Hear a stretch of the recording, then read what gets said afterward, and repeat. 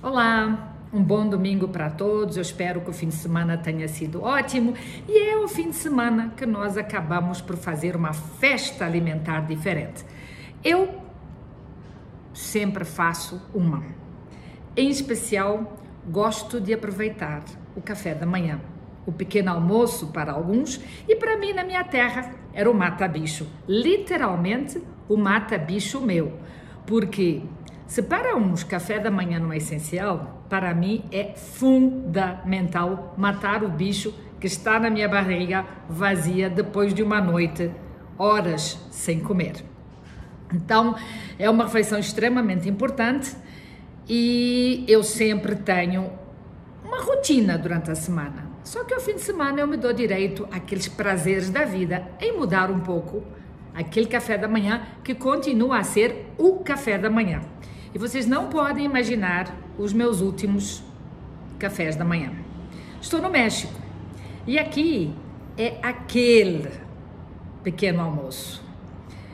Se é típico, é com pratos à base de milho, feijão e não poderia faltar o ralapenho, a pimenta. Mas hoje eu tive um café da manhã francês, com baguete, ovos benedictinos, salmão. Só para vos dizer, foi às 8h30 da manhã. Estamos quase às 4 da tarde e a pessoa aqui ainda não tem fome nenhuma. Mas vamos lá conversar sobre o café da manhã. Aquela tradição de um super café da manhã vem dos ingleses, que já tinham como hábito um café da manhã forte, sempre com chá, não poderia faltar, obviamente, mas com base em bacon, batatas, ovos, literalmente o que seria quase que o nosso almoço de rotina. No século XIX, a luta entre duas versões nos Estados Unidos, que até então usava a grande influência inglesa no hábito da café da manhã, surgiu com os adventistas do sétimo dia, que pregavam o vegetarianismo naquela época e pregavam uma alimentação saudável, tudo que o café da manhã inglês típico inglês não era.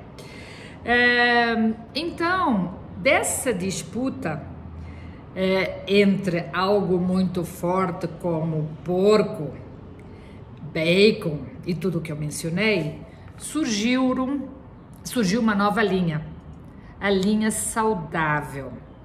E um desses indivíduos a defender essa linha foi o reverendo Sylvester Graham.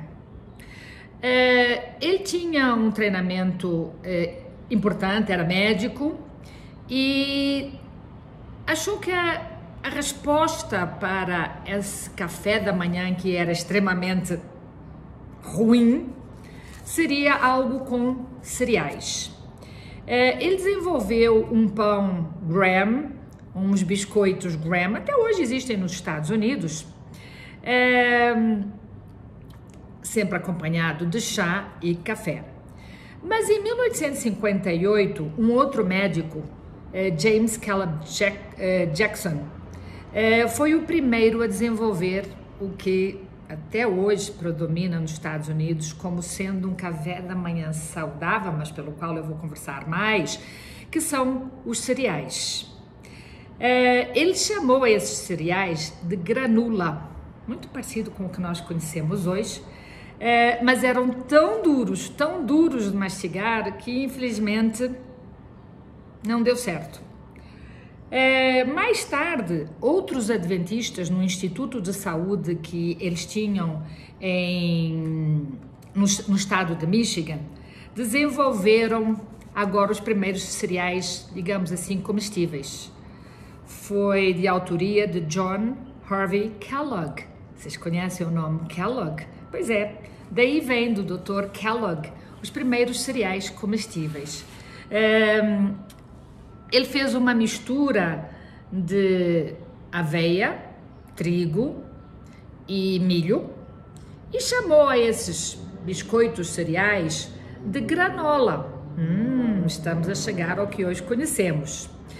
E mais tarde, em Denver, um advogado chamado Henry Perky desenvolveu um cereal que é muito famoso nos Estados Unidos até hoje, que por sinal eu gosto muito, que são os shredded wheat, trigo em fios, são os quadradinhos cheios de fios que eu adoro. Tem uma história interessante que o Dr. Kellogg quis comprar esses cereais e não comprou por questões, sei lá, múltiplas, e acabou que depois se arrependeu profundamente porque esses shredded wheat ficaram muito mais famosos.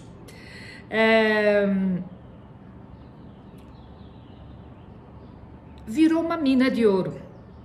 Os cereais passaram então, estamos nos finais do século XIX, início do século XX, falando de milhares de opções que já naquela época tinham surgido com o princípio de que cereais era uma alimentação muito mais saudável do que o típico café da manhã inglês.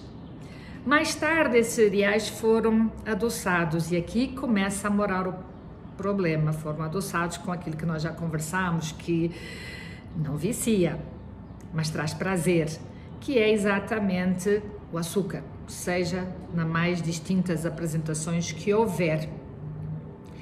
E aí, inclusive, foram começados a ser misturados com o leite. O boom dos cereais saudáveis veio com o cornflakes. Todos nós conhecemos os cornflakes da Kellogg's. Infelizmente, cornflakes não são os cereais integrais que nós desejamos e são cheios de açúcar. Com isto, os americanos achavam que poderiam resolver todos os problemas da alimentação inadequada que tinham herdado dos ingleses. A história está aí para provar que isso, infelizmente, não é verdade. Mas afinal, existem bons cereais para o café da manhã? Sim, existem.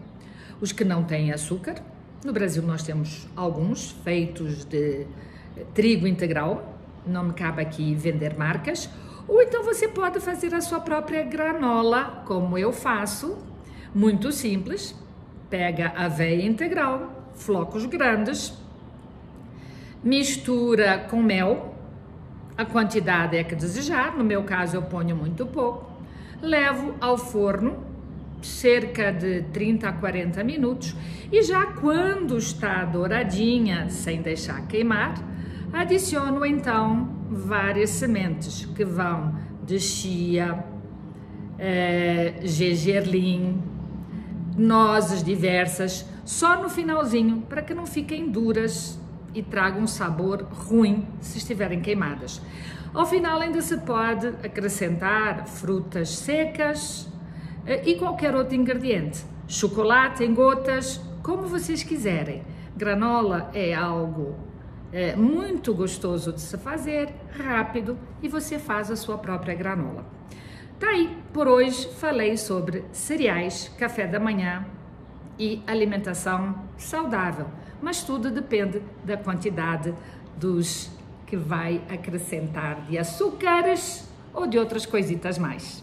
Tenham todos uma boa semana.